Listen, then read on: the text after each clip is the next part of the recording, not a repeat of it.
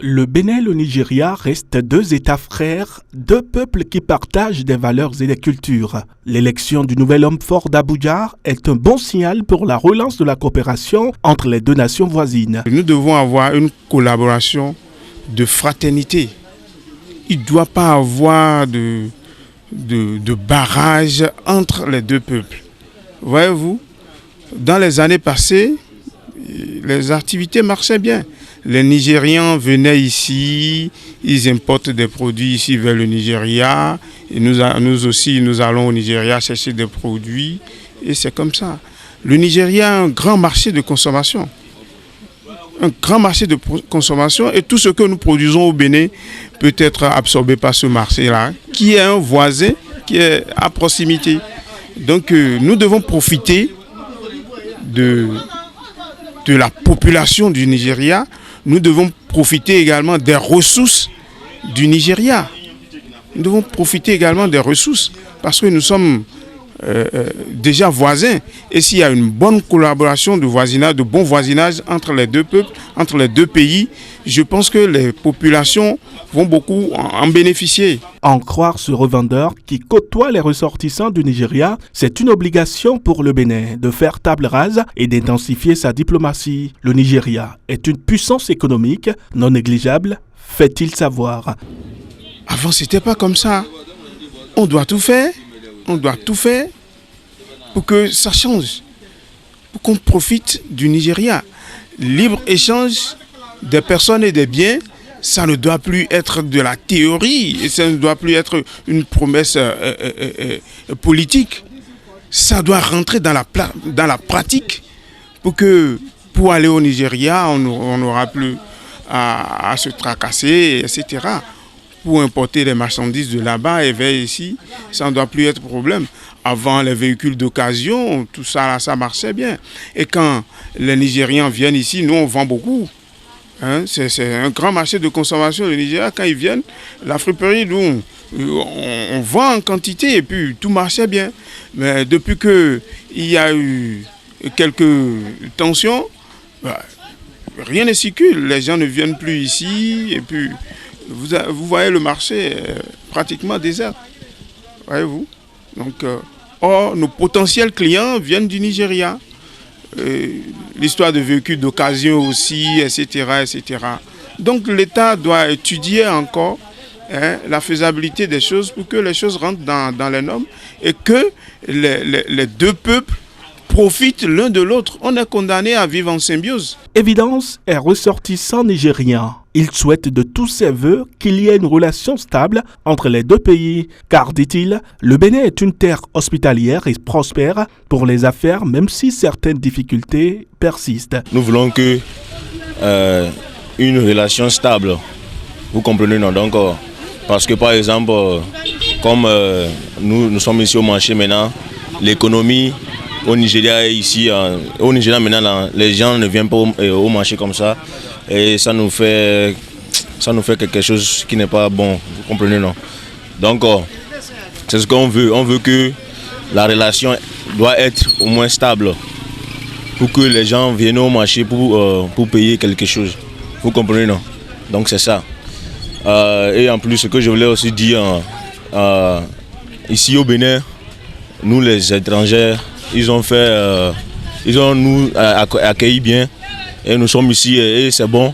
Donc au Nigeria aussi, nous voyons qu'il y a aussi des Béninois là aussi. Vous comprenez? Donc les commerces aussi, ça marche aussi. Donc oui, on a qu'à faire tout possible que ça n'a qu'à continuer comme ça. Avant là, ça a été facile. Mais maintenant là, c'est un peu dur quoi. Pour l'acteur économique, il faut un rapport de bon voisinage entre les deux pays pour la libération du marché. Nous pouvons justement ensemble voir avec ce pays, le GERM, comment faire pour que les produits béninois se retrouvent facilement sur le marché afin de pouvoir permettre l'éclosion de l'économie réelle et faire vivre véritablement les familles. C'est de ça il s'agit. Donc il faut nécessairement, je dirais, un rapport de bon voisinage entre les deux pays qui doit permettre véritablement de créer une émulsion pour que nous aussi nous puissions profiter. Donc c'est de là où aujourd'hui que les tendances doivent se jouer afin de libérer le marché. D'autres choses aussi qu'il faut voir, C'est vrai qu'il faut libérer le marché, mais on ne peut pas libérer n'importe quel type de marché. Comme je l'ai dit tantôt, le marché étant voyou, est tellement vorace, avec un capitalisme qui va dans tous les sens et qui dépasse même les règles et les éthiques. Parfois, le marché génère ce qu'on appelle l'économie de la voyoucratie. C'est quoi l'économie de la voyoucratie? C'est l'économie qui est générée par exemple, la drogue, l'économie du sexe, l'économie de la cybercriminalité. Ce sont les économies, on appelle ça économie de la voyoucratie. Donc l'État a pour rôle régalien de veiller à ce que cette économie de voyoucratie ne puisse pas porter atteinte réellement à l'économie réelle, au point de pouvoir spolier un peu et de créer peut-être, je dirais, des virus qui ont pour justement une conséquence finale de créer un cancer dans notre économie, et ça pourra porter préjudice. Donc l'État béninois voit en même temps les deux facettes: filtrer, laisser le marché fonctionner, mais aussi fixer les droits de propriété, savoir quel type de marché, quel type d'économie nous voulons émettre sur le territoire béninois. Donc d'où parfois nous avons quelques réticences. Il urge que le Bénin mette en œuvre des stratégies réelles pour établir une collaboration saine entre les deux États, mais cela passe par la maîtrise de la langue anglaise, la langue des affaires. La première stratégie, pour que le marché soit fluide, il faut que nous deux nous puissions parler de la même langue, nous puissions nous comprendre. Le Nigeria étant anglophilisé, donc les francophones, nous, c'est difficile pour nous de pouvoir établir la communication d'abord. Donc, nous devons d'abord voir l'importance de la langue, c'est-à-dire le moyen de communication qui est aujourd'hui cette langue, voir si on peut déjà, via l'éducation de base, introduire l'anglais dans nos attitudes comportementales, même au niveau de plancher éducatif, que déjà, au Bénin, l'anglais soit une seconde langue pour nous, comme le Nigérian l'a fait. Et je dis le Nigérian, le